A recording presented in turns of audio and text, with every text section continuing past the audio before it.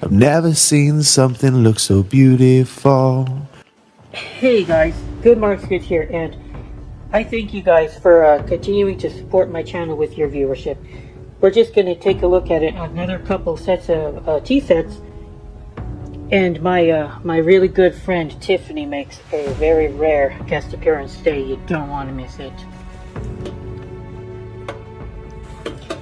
Here we've got a very interesting serving dish here. Fortunately, it doesn't fit quite flush. I don't know why it doesn't. That's kind of irritating. But it's still beautiful. Even if it doesn't quite fit flush, it's in good shape. No marking on it, which is kind of... Oh, here it is. It's got the checkerboard pattern with arrows, like arrows checkerboard. I've seen that marking. That's supposedly supposed to be a marking on an old Sheffield plate, but I don't know if this is old Sheffield plate or not. It probably isn't. And I've discussed this before with one of my viewers, Rich Rincada. We were discussing a piece that I thought was old Sheffield plate, but we decided it's probably not. This is kind of similar to this, where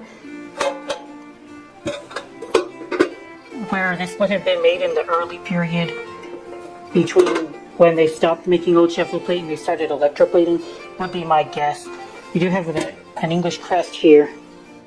It looks like it's a crest of Jesus, actually, with a crown of thorns. Or maybe he doesn't have a crown of thorns. I don't know. It certainly gives me religious vibes, though. Something in Latin right there. Huh. Well, I don't know what quite to make of this. But like I said earlier, it's probably not old Sheffield plate. It's probably electroplate at a time when they stopped making...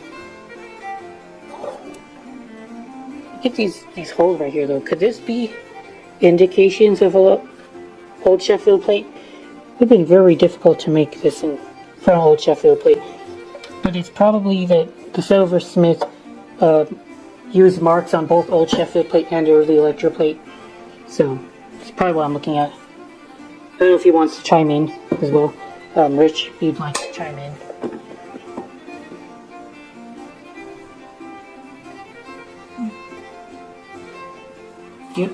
I just know it's unique enough that it's worth talking about and worth keeping.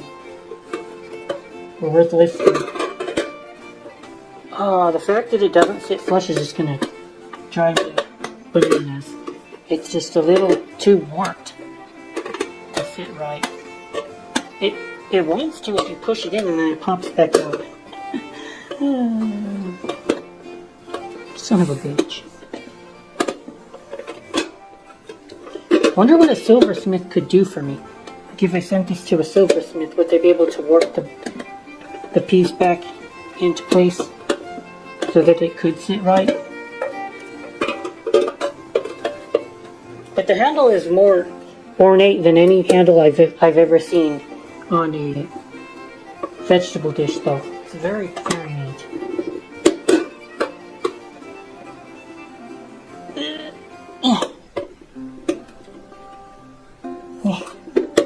Oh well. And so in case it's not clear, you can see old Sheffield plate with noticing seams where they would have rolled the copper. That it is old Sheffield plate, is that you can kind of see seams along the piece where they have had to have kind of like, you know, they would have had to roll the silver layer over, kind of very thinly, but we can see the seams that they used. Yeah, I doubt it's old Sheffield plate. Really quick, I'm going to just include this, give this a little 2-minute spotlight here. This is a salt cellar. I found a few before, and in fact, made a whole video about finding German salt cellars that were made of 800 silver. Well, this one, just randomly found it in one of my scrap lots, and it is made by Tiffany, actually. Tiffany in Paris, and then it's got Minerva on it, or, well, the mark of what would be Minerva if it was actually still wasn't worn away a little bit. To still make out Tiffany. What else to say about it? It's very beautiful, and I've only found Tiffany randomly twice in my lots, and I've bought probably hundreds of different lots by now.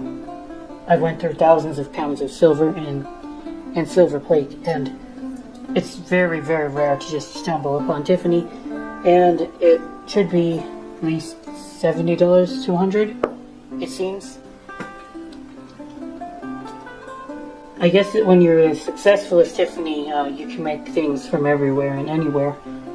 We usually know Tiffany from New York, but yeah, they probably made stuff in Paris, London, all those nice cities. Oh, and in case it wasn't clear, and people don't realize this, but Minerva, France is 950 standard of silver, a little bit more pure than sterling. Oh, and it has a monogram. A lot of collectors act like monograms give the piece cancer. I don't understand it, but that's what they do. I don't know. I know it's really annoying for you guys to see the wet spot there, but it's drying. I'm sorry about that. But I wanted to show off this. It's a Georgian style melon pumpkin looking tea set. Normally I'm not really the biggest fan of English silver plate. I think it looks very bland and confusing, but these ones are really cool, and the marking is very simple. Got a standing lion. This is made in England. Not much to the marking, and I couldn't really find the maker very easily. Couldn't do it. So Google reverse image search came in clutch today and was able to give me a name, and the maker is named Charles Howard. But I expect this kind of thing to increase in value as time goes on. And they're incredibly heavy pieces as well. So very nice. Now this is silver plate like it should be made. Craftsmanship is very good. The finials are weird though. They're attached via screw, and they're very loose. I don't know why they did that.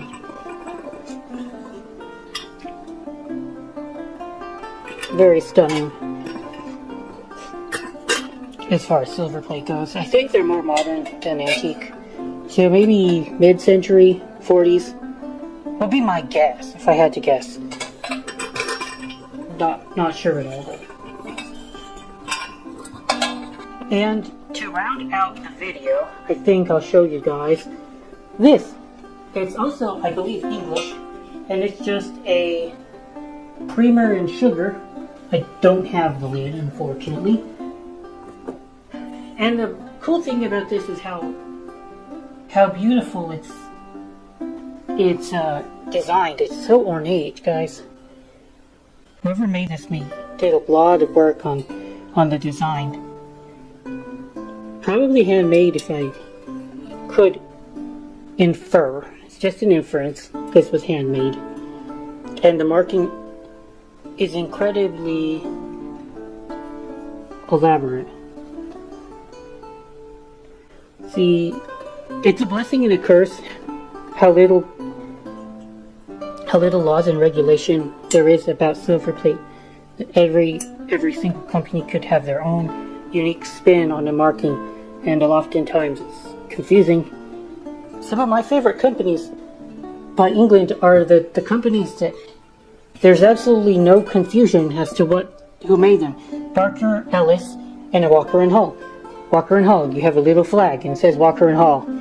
Parker and Ellis, it says made in England, and then they use different symbols, like they have used a shell, they used the Jewish menorah. All you use is a marking like made in England, and then who's to know that this wasn't also made by Parker and Ellis? All it says is made in England and a standing lion. So that was my first instinct. Well, maybe I'm looking at Parker and Ellis. It's definitely, this is worthy of Parker and Ellis craftsmanship, but it doesn't seem to be that way. It's just funny how that works. But again, these pieces are not going to be worth that much right now. The overall appreciation of antique silver plate is slowly growing, but it's not to the point where these pieces are going to be fetching any surprising amount of money. But I can easily see these going for $50 for the pair, maybe more, if somebody likes them enough.